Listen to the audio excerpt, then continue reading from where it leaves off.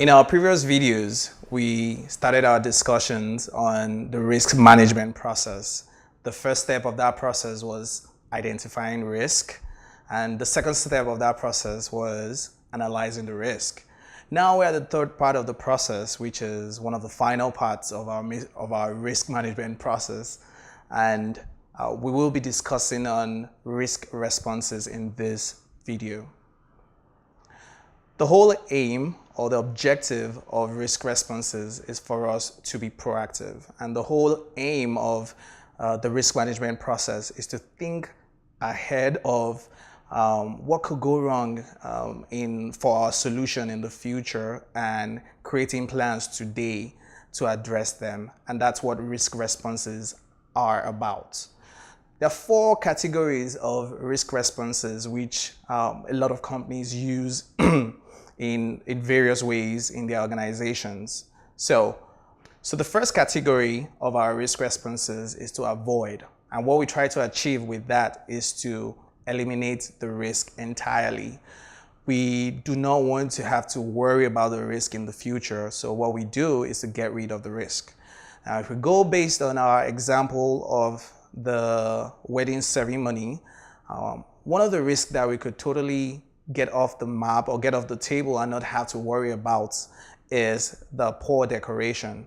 And one way of doing that is to go for a hall or a venue that comes with pre-installed decorations, and all you need to do is to show up at the day and use the beautiful hall. So that's one of the risks I feel we can avoid entirely. The second category of risk responses is to transfer the risk. Now, a lot of companies do that by buying insurance. So if there's a risk of damage or a risk of theft, one way to transfer the risk is to buy insurance. And when you buy insurance, the insurance companies bears the probability and the impact of the risk occurring. But for the sake of our example, of our wedding ceremony example, the wedding planner could transfer the risk by getting the chief bridesmaid or the best man to be responsible for getting the couple to the ceremony on time.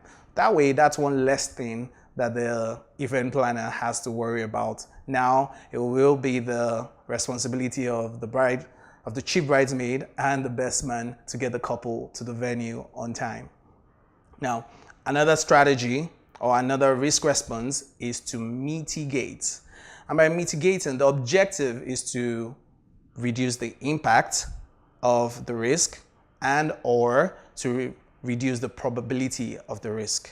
Now, there are a lot more options in this arena, and if we go based on our wedding ceremony example, one of the things that you could do to reduce the probability of the food not tasting good is to do some food tasting with the caterer before the event, or to do your wine tasting, or to do your cake tasting. Pretty much any kind of trial tries to mitigate the impact and the probability of that risk. So you could do other things like doing a makeup trial before the wedding, or to do your fittings, your suit fitting, your dress fitting before the wedding.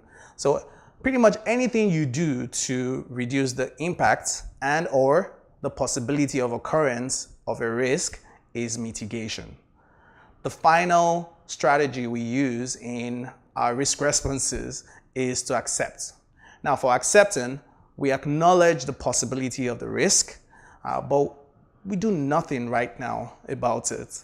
And usually that's the strategy deployed for the lowest priority risk. Now, the lowest priority risk probably has the lowest impact on the project and the lowest probability of occurrence on the project. So what we try to do is to deploy our resources to higher impactful risk. So for the lowest impactful risk, we just accept it, and when it happens, we could go on the fly and resolve it if it happens.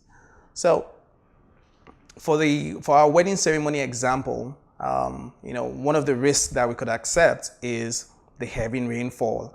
We're already hosting the ceremony during the dry season where we don't expect a rainfall. So if there's that remote chance that it does happen, the strategy early on in the planning process for the wedding is to, we'll deal with it if it happens, and we'll deal with it along the line.